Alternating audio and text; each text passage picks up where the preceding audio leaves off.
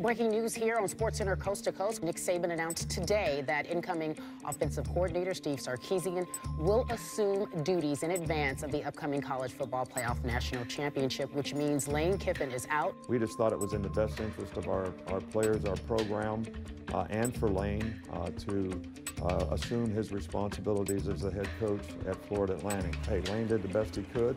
It's a difficult circumstance.